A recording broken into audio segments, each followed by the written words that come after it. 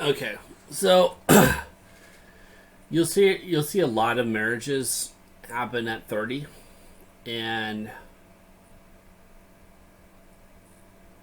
this will try to tell you why it's happening, right? In the West,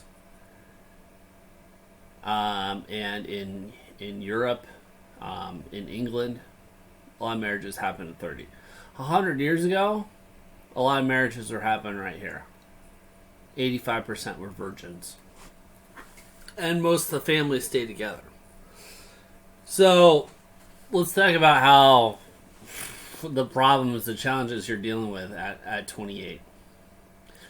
So one pattern you'll notice, I mean, you can express interest in her early 20s, and you can be ignored because she's got a mountain of other attention available and it just doesn't even register.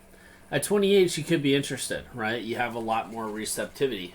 You've been building your value, and your actual peak value is ahead of you. As from the animalistic perspective, men are success objects and women are sex objects, and that's the genetic reality of at this level, right? At the level of sexual attraction, the initial spark of a relationship, that's where you're at.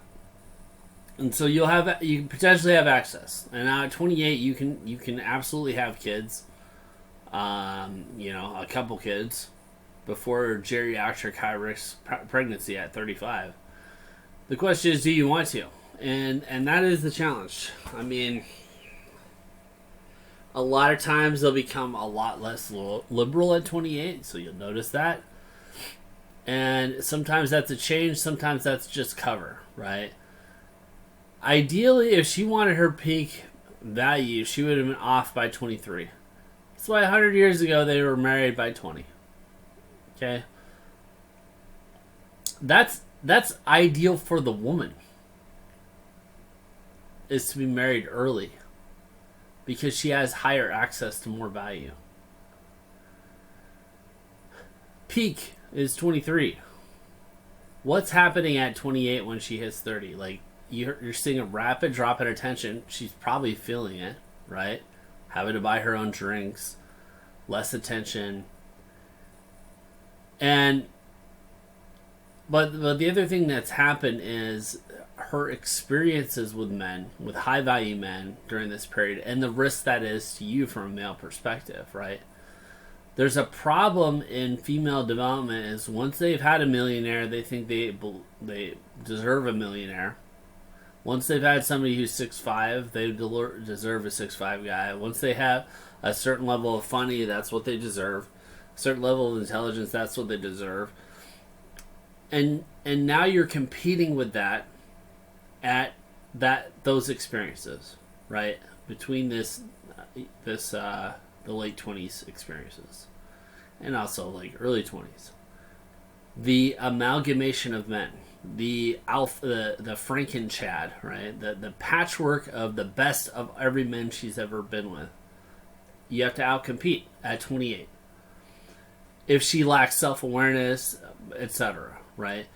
So comparing you to that, she's constantly disappointed. She can stay in a honeymoon-ish period for like 2 years. Beyond that, is she stuck in comparison with their past? Can she be with you? Can she move on? Is the question.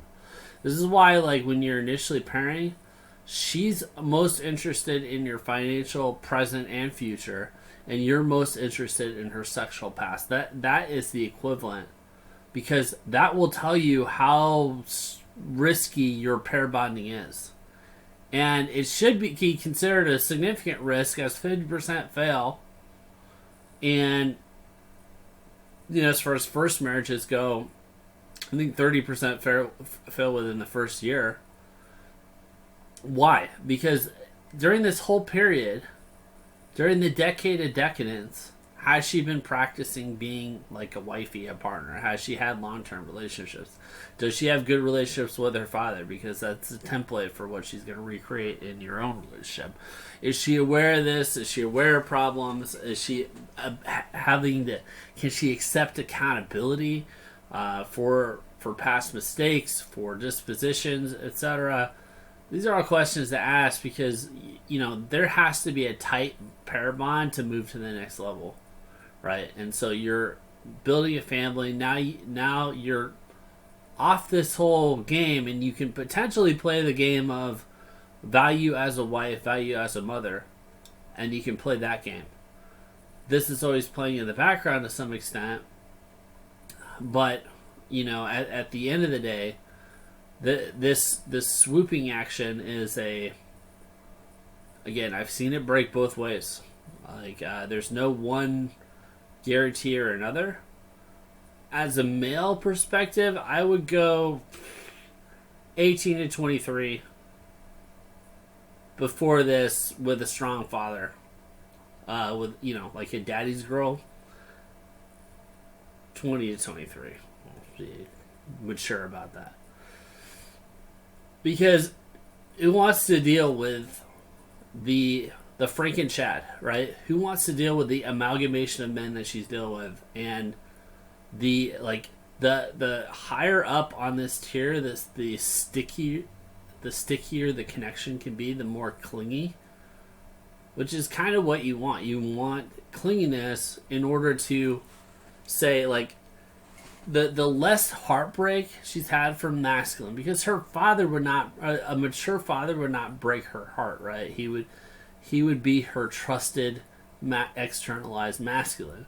If you can be that replacement, that's where the stability comes. That's where you move into wife and mother material. I trust your boundary as I trusted my father's boundary. That's it. If you don't get that, then it's, what are you?